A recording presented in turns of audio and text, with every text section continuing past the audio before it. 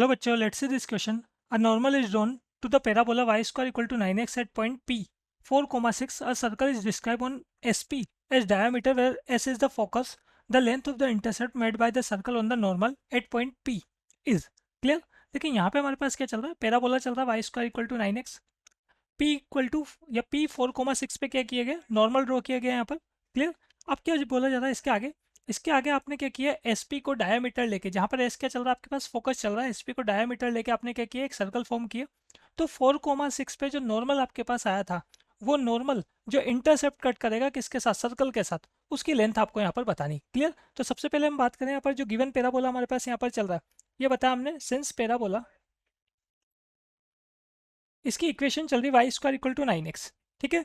इसको अगर हम Y square equal to 4ax से कंपेयर कराना चाहेंगे तो हमारे पास इक्वेशन कैसी बनेगी, y square equal to 4 into 9/4 into x, ऐसा मैं नोट कर सकता हूँ। ठीक है। तो इसका मतलब सिंपल सी बात है, यहाँ से अगर इसको Y square equal to 4ax से कंपेयर कराएंगे तो ए की वैल्यू क्या आ जाएगी, ए की वैल्यू 9/4 आ जाएगी। तो हमारे पास जो फोकस पॉइंट यहाँ पर है, फोकस पॉइंट के कोऑर्डिनेट क्या होते हैं, ए कोमा जीरो होते हैं Y square equal to 4ax के लिए। तो ए कोमा जीरो मतलब 9/4 कोमा जीरो हमारे पास यहाँ पर पॉइंट हो जाएगा। क्लियर। अब देखो यहाँ पे हम बात करें, जो सर्कल फॉर्म हो रहा है वो सर्कल कैसा है, सर्कल में एसपी को डायमीटर ले रखा है, तो एस पॉइंट तो हमारे पास जो फोकस पॉइंट है वो तो एस हो ही गया, क्लियरली क्वेश्चन में बोला हुआ है। और पी पॉइंट के कोऑर्डिनेट कैसे हैं, पी पॉइंट है हमारे पास यहाँ पर 4,6। तो एसपी को डायमीटर लेके जो सर्कल हमारे पास आएगा उसका इक्वेशन नोट कर लेते हैं हम, इक्वेशन ऑफ सर्कल। तो डायमेट्रिक फॉर्म में हमारे पास इक्वेशन ऑफ सर्कल क्या होता है, x minus X one into X minus X two plus Y minus Y one into Y minus Y two equal to zero. तो वही किया हमने यहाँ पर, x minus X one into X minus X two plus Y minus Y one और Y minus Y two equal to zero. Clear. ये हमारे पास यहाँ पर सर्कल का इक्वेशन आ जाता है।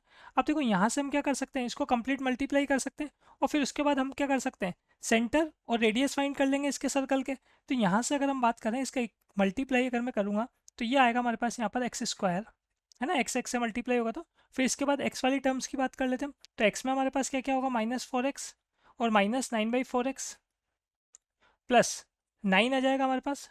फिर ये सेकंड वाले में मल्टीप्लाई करेंगे तो y square -6y equal to zero. Clear. इसको आगे और सोल्व कर लेते हैं हम सर्कल की इक्वेशन को।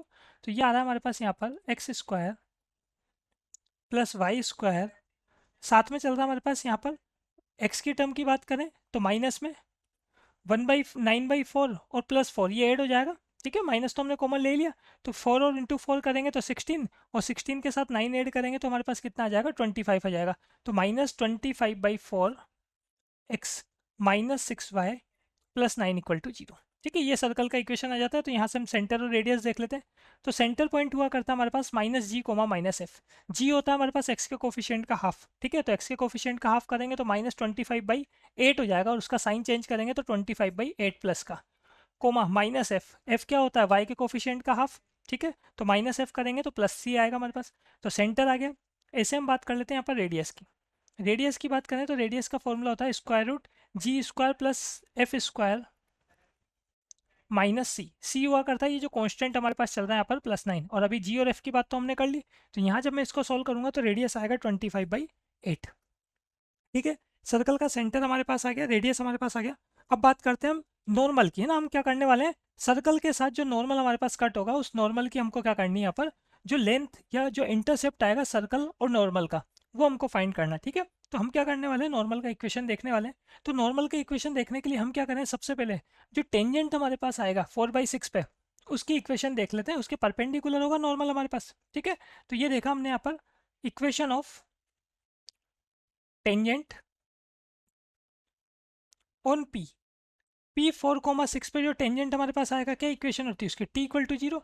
टी इक्वल टू जीरो अगर मैं लगाऊंगा 4,6 के लिए, Y square equal to 9x में, तो कैसा इक्वेशन बनेगा हमारे पास, ये बनेगा Y into 6 equal to 9x चल रहा है हमारे पास। तो 9x में हमने क्या किया, 9 को अलग कर लिया इंटू 1/2। तो 1/2 करेंगे तो साथ में 2x आएगा, है ना। और 2x को क्या लिखेंगे, टी इक्वल टू जीरो में हम 2x को लिखते हैं एक्स प्लस एक्स वन। तो x प्लस एक्स वन मतलब x+4 हमारे पास हो जाएगा। ठीक है, इसको सॉल्व करते हैं। 6 से 9 कैंसिल होगा तो 3 टाइम में कैंसिल होगा।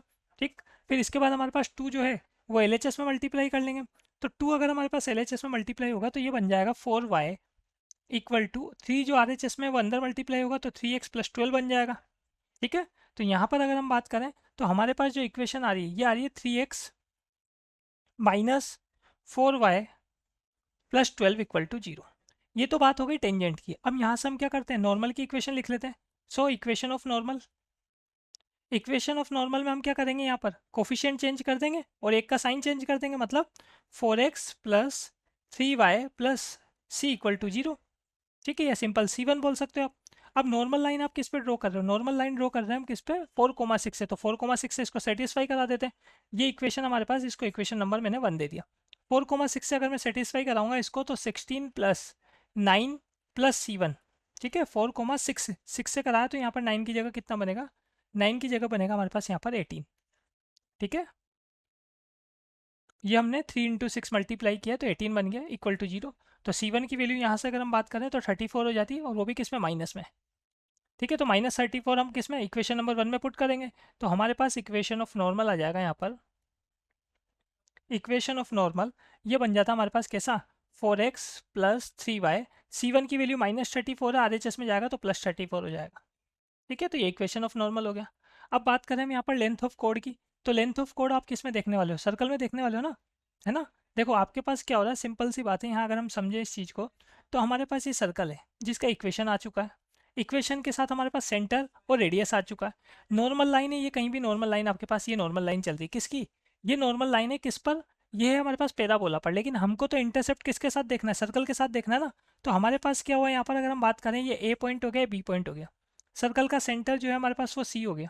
ठीक है, सर्कल का सेंटर कितना चल रहा है हमारे पास, ये चल रहा है 25/8,3। ठीक, अब यहाँ पर हम बात करें, ये मैंने क्या किया यहाँ पर, ये जो सेंटर पॉइंट है इससे परपेंडिकुलर ड्रॉ कर दिया ए बी पर। ये सी पॉइंट से हमने क्या कर दिया है, ए को मीट भी कर दिया। ठीक है, तो एक सी से ए को मीट करेंगे तो ये तो रेडियस रहेगा हमारे पास, और सी से ए बी पर परपेंडिकुलर ड्रॉ करेंगे तो ये भी हम फाइंड कर सकते हैं, क्योंकि ए बी का इक्वेशन भी हमारे पास है और सी पॉइंट के कोऑर्डिनेट भी हमारे पास है।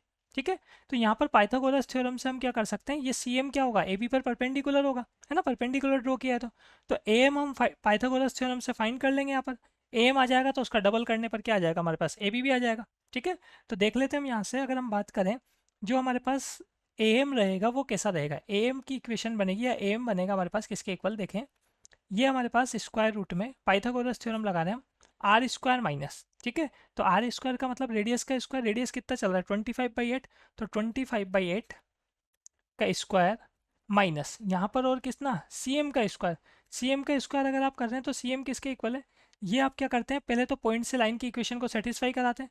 मतलब एक्स की जगह तो रखेंगे 25/8 और वाई की जगह कितना रखेंगे हम, 3 रखेंगे। तो हमारे पास इक्वेशन कैसा बनेगा, ये देखो, आप यहाँ पर x की जगह तो क्या रखोगे 25/8 अगर रखोगे, तो डिनोमिनेटर में क्या जाएगा 25/2 हो जाएगा आपके पास। ठीक है, और y की जगह कितना रख देंगे हम, y की जगह यहाँ पर हम रख रहे हैं 3 रख रहे हैं, तो 9 हो जाएगा। तो 25/2 है ना, 4 इंटू एक्स, तो x की जगह 25/8 रखा है तो 25/2 हो गया, प्लस 9 y की जगह रखा, माइनस में 34, और अपॉन में क्या करेंगे, स्क्वायर रूट में ए स्क्वायर प्लस बी स्क्वायर, मतलब स्क्वायर रूट में 4 स्क्वायर प्लस सी स्क्वायर, जो कि हमारे पास कितना बन जाएगा, 5 बन जाएगा। ठीक है, तो यहाँ से हम क्या करते हैं, ये ए एम है हमारे पास, और हमको अब क्या फाइंड करना है, ए बी फाइंड करना है। तो ए बी जो है वो कितना होगा, 2 इंटू ए एम होगा। ठीक है, तो 2 इंटू ए एम, ये ए एम यहाँ पर स्क्वायर रूट के अंदर वाली वैल्यू हम इजीली सोल्व कर सकते हैं। तो ये वैल्यू जो हमारे पास यहाँ पर बनेगी, ये बन रही है 15/8, और 2 के साथ इसको मल्टीप्लाई करेंगे तो ये बन जाएगा हमारे पास 15/4। क्लियर, तो final answer is option number B. Best of luck.